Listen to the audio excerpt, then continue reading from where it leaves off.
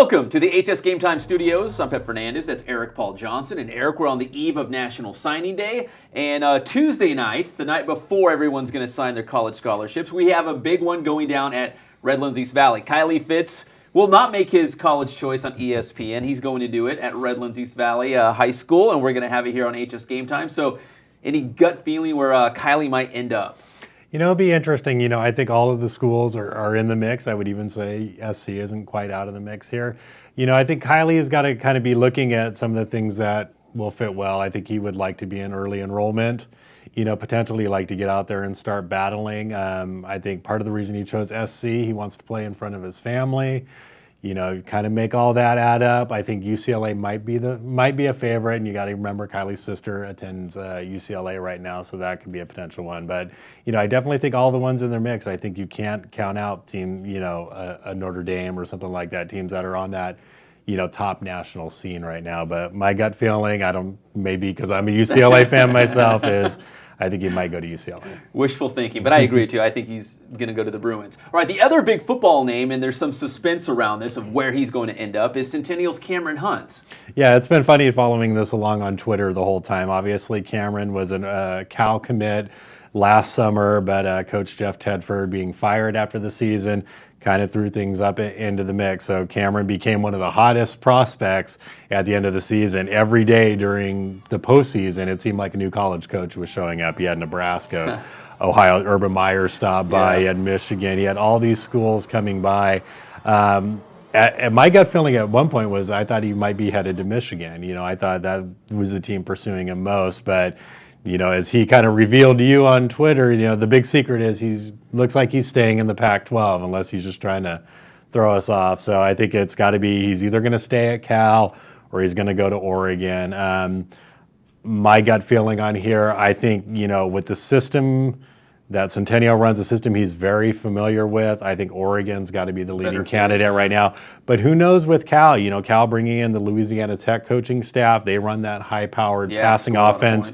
He's going to be a great fit in either one of those systems and an opportunity where he's going to be able to step in pretty quickly and play on that offensive line, once he gets in there. So Oregon probably the leading candidate, but can't count out Cal.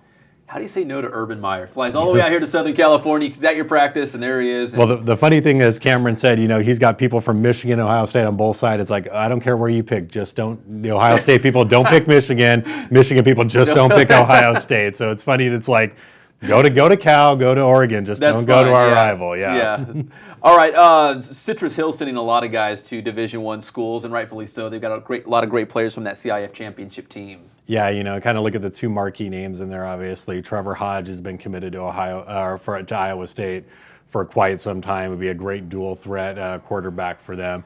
But obviously the big name kind of came out of nowhere. KJ Young with the great season went from probably being, a mid-major type, for football schools. Boise State was looking at him, but all of a sudden that end of the season, big schools coming in, and Oklahoma swoops in and grabs KJ Young. So definitely, a big moment for KJ Young. He's going to be on that, big-time national scene out there, and I expect more people like Stephen Van Hook, the Melvin Williams could possibly be in this recruiting class as well. So. And then down at Vista Marietta, we all know Sua Cravens, already enrolled at USC, going through ball with the Trojans.